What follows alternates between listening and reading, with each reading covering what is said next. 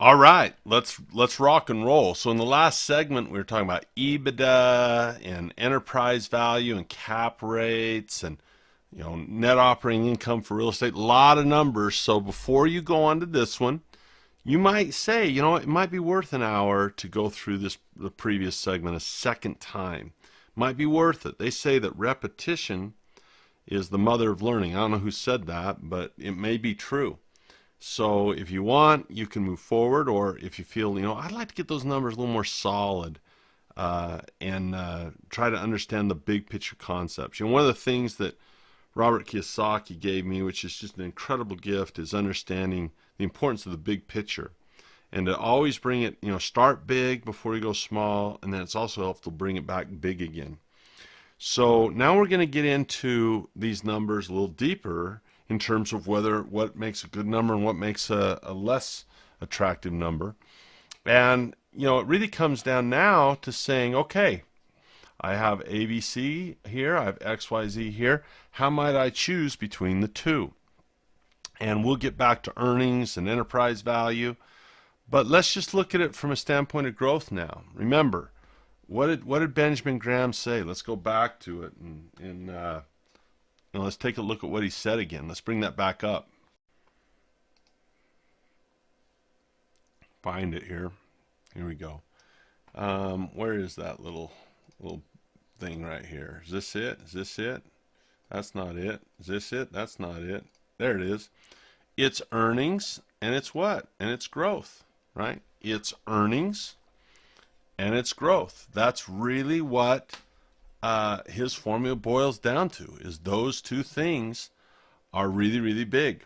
So how do we value a stock? Well, if we were to look at growth now, we've talked a lot about earnings and enterprise value. Let's talk about growth. Well, here I have company ABC, and here I have company XYZ and the amount of money they earn. So these guys earned some, and these guys lost some. So at first I might say, oh, ABC, that's the company I want. ABC, they're better than these guys. But if I begin to put it in context, you'll notice that in these statements we had the current month and the year to date, and some of them we had 2 or 3 years in a row. A lot of these statements look at several years of data to put it in what we call context, because that might be changing our mind. Because here we see the earnings are what? Falling. And do you remember with GameStop how quickly that started to happen?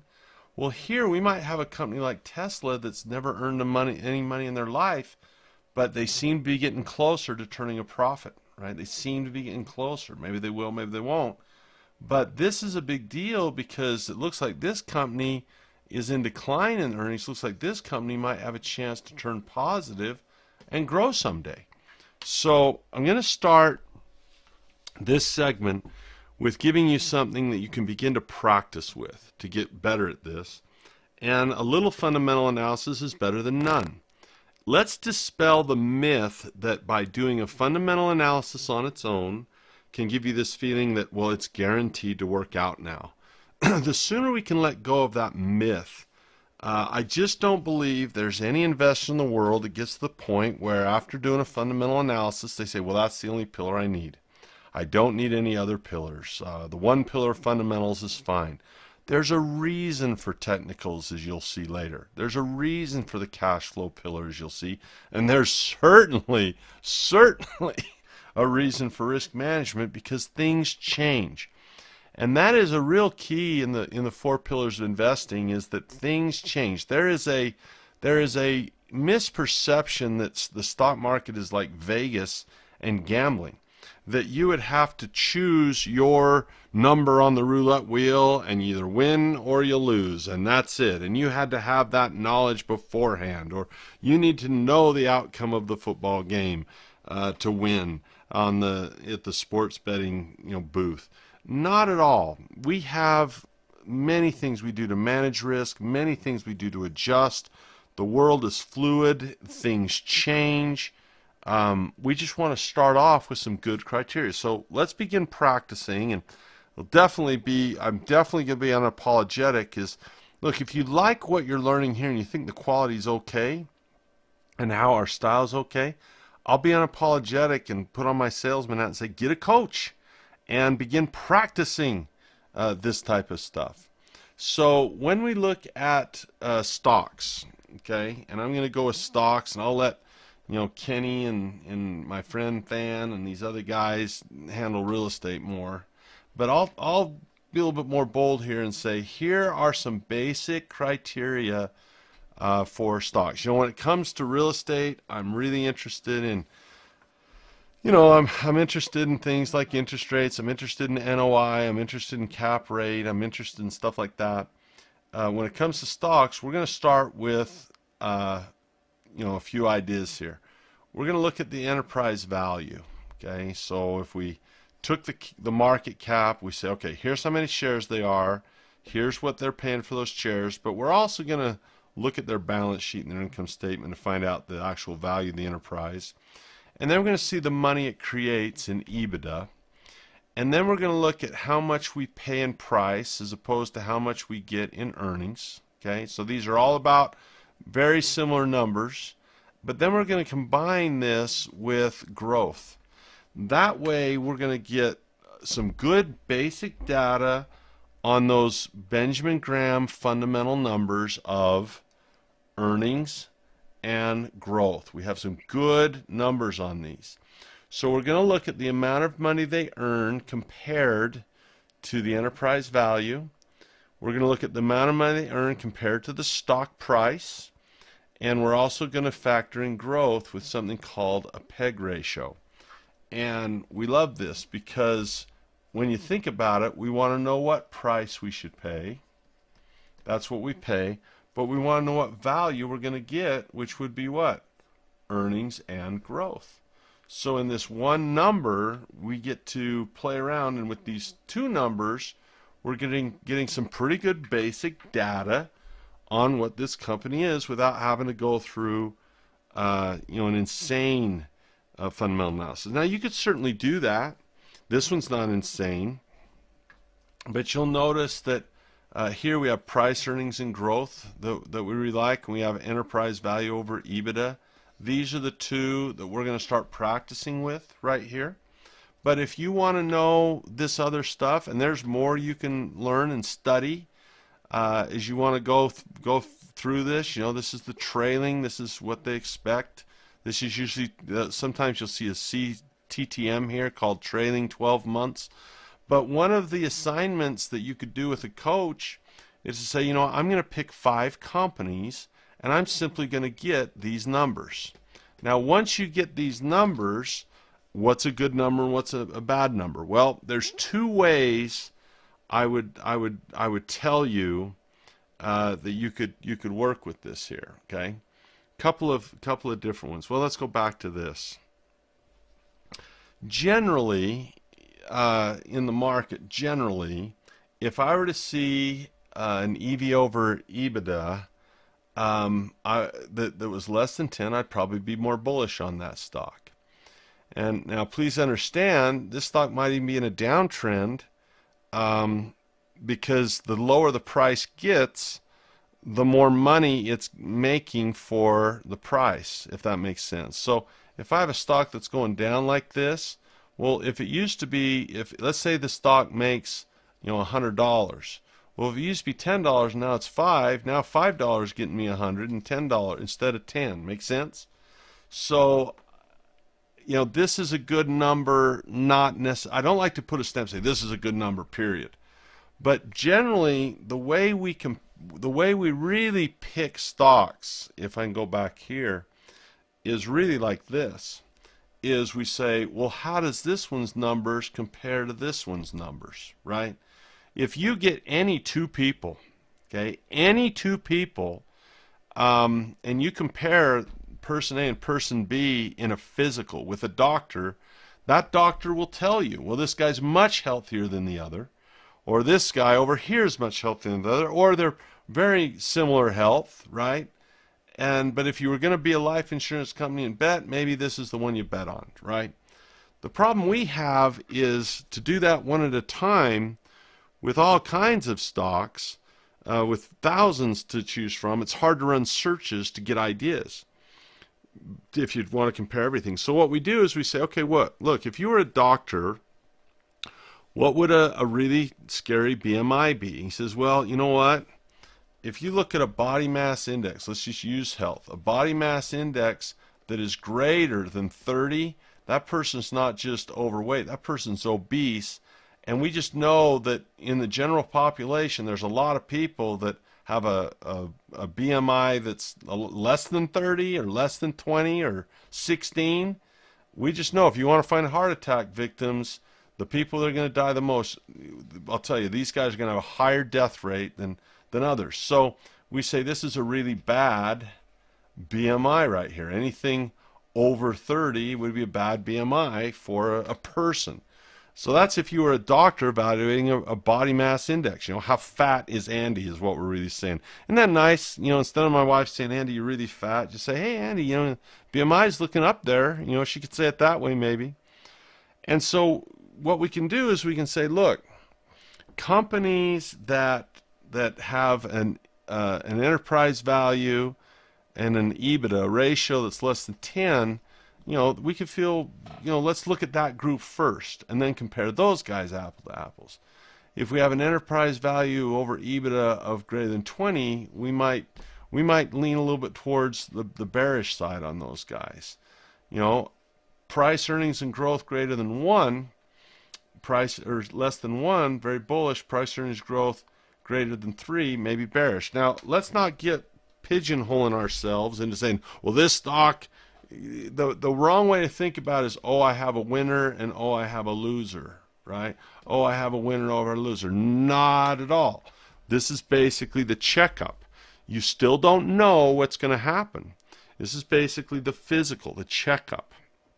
So when we run stocks, okay, and we want to run a search, I might develop these 4 criteria in a search.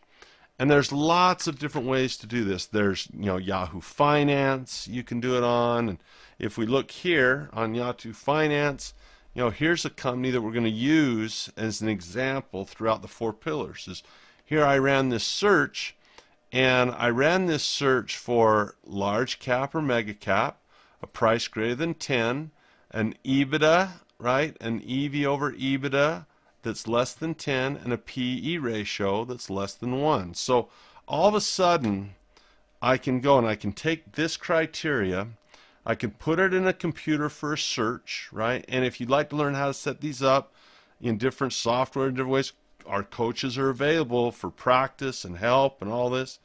So get in that program to actually do this stuff. But I like Kraft Heinz as an example for this program, and we thought, hey, let's just do this for 4 or 5 months. Let's just pick this one for 4 or 5 months, and then we can, when we do the 4 pillars of investing class, we can use Kraft Heinz as an example. And it's going to be fun because we're going to do it with the fundamentals, we're going to do it with the technicals, we're going to do it with the cash flow, we're going to do it with the risk management. So if they go out of business, so a couple things can happen to Kraft Heinz. They can either recover from the problems that they've had. And I think one of the reasons they showed up on this search is even though this company's in trouble, their price is down to $32 as of this search. It could get to 25, it could get to 20. But the question is there value here? Warren Buffett seems to think so because he owns this company and he hasn't sold it yet. So we'll try to find out if this is a buying opportunity, possibly. Now, this is where I get myself in trouble, and we got to go back to the disclaimer of I'm not recommending this as a stock to buy. I'm simply saying this is a good example. When I bring up that disclaimer on every pillar, and it says the stocks I use are for illustration purposes only, that's exactly what it means. Shoot. 10 years from now, we might look at this and say, "Cow, remember that? We thought Enron was bad. Kraft Heinz went out of business, and Warren Buffett had to eat a little crow by holding on to that." But maybe also we look at it and say, "Man, we had a good one with this." But the risk management is going to determine whether we stay in this or whether we get out of it, and the cash flow is going to determine what prices we get and how we decide to get into it. So I just put a check mark by this one because it happened to come up on this search, and I happen to know that it's a Warren Buffett held company, but it's one of the largest shareholders is Berkshire Hathaway. So we'll use this now and again as an example. And you can click on this and, okay, here's some information on Kraft Heinz. And this 1 month looks bullish to it, but they're actually, if you went back a year, they'd be getting their butt kicked. So here's one, Yahoo Finance you could do it with. You can practice fundamental analysis stocks with this thing called FinViz. I can say, look, here's my price is over 10. Here's my peg is over 3. I want things that are shortable. So here's a bearish one. So here's Guess Jeans, and I noticed Guess Jeans, and I thought, Blockbuster was falling out of vogue. And I thought, when's the last time my wife bought some Guess Jeans? And I thought, my wife's pretty fashion conscious. I don't think she'd be caught dead in some Guess Jeans. Now in high school, she might have thought she was the bomb, but she hadn't bought any Guess Jeans. They're not the coolest jeans.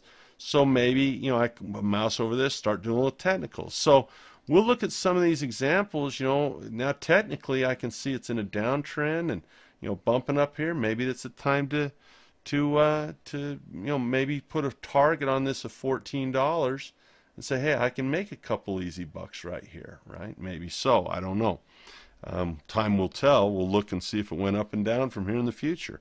That's why exit strategy is so important. Now, let me show you one more. This is kind of a cool program that I use. I ought to show this. These guys right here, I mentioned this Finbox, and I don't like recommending one thing over another because there's a million of them, right? And some guys like it's like Ford and Chevy, oh, Fords are better, oh, Chevys are better, and they fight, and I can drive either one.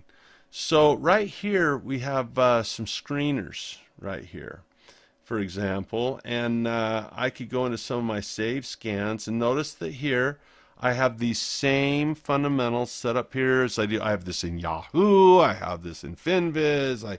It's the same thing, and the coaches can help you through this and practice this over and over and over. So if I bring back my my fundamental criteria right here, which is this, I've got basically 4. I've got stocks over $10. I like stocks that can, if you're less than 10, the stock might not be that great, and if you're trying to short it, there's not much left in it maybe.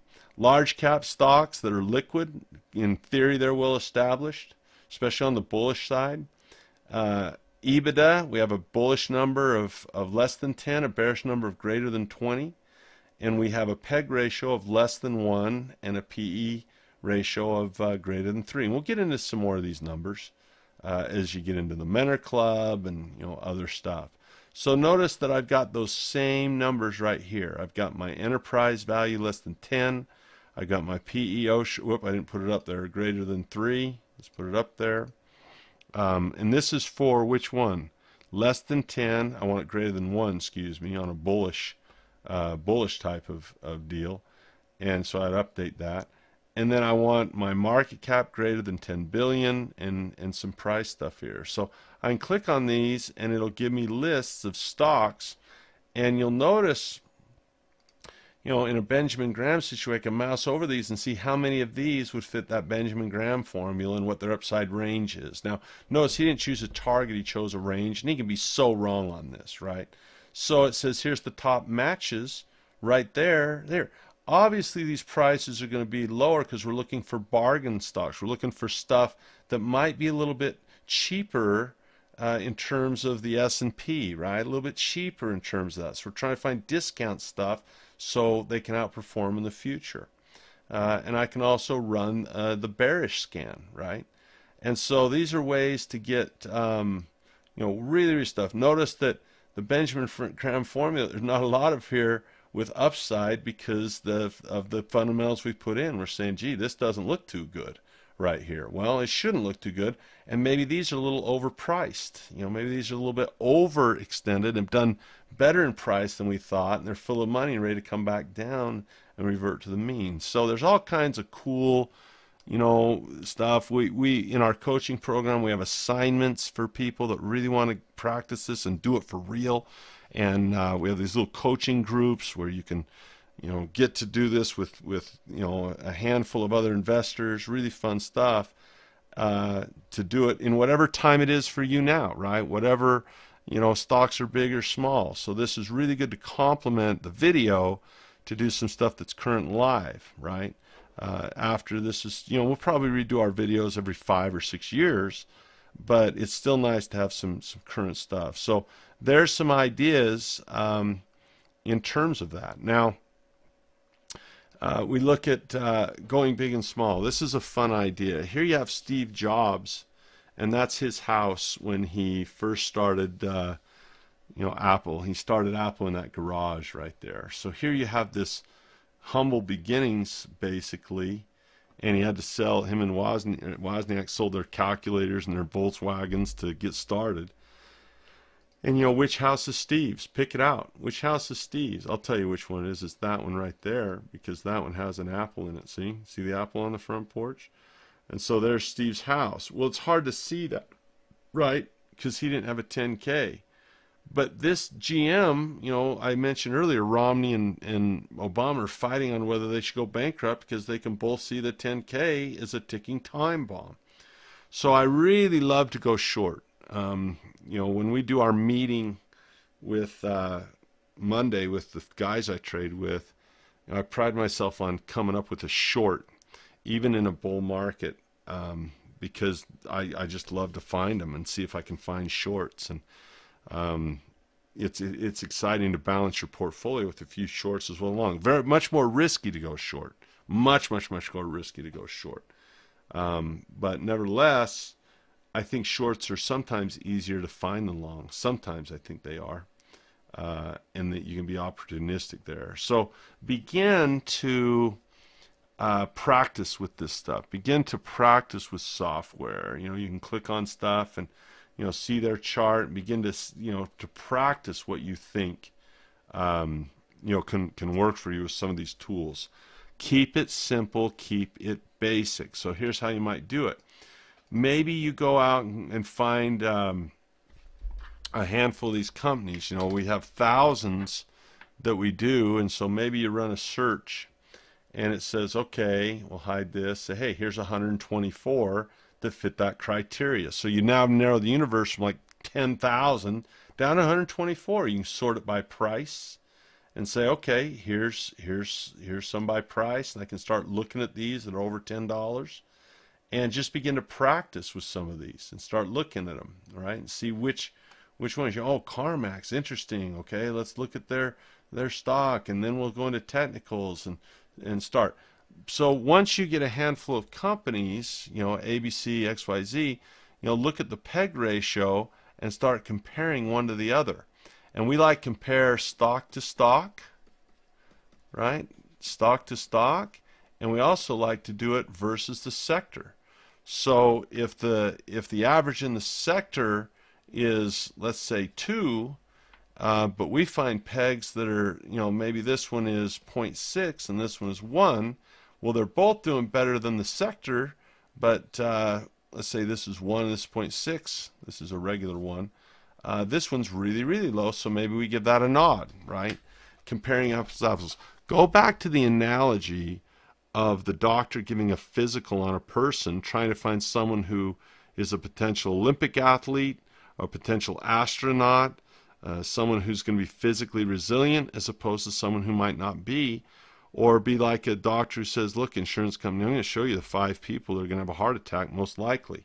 And so you compare the person to the general population or their state or their country, and then you compare person to person. And that's a fun way to do fundamental analysis, right? Now what we're going to do is start getting into paper trading. Now that we're getting closer, we're going to finish off corporate fundamentals now, and we're going to move into sovereign fundamentals in the last part of this pillar. But this gets pretty important right here to begin action.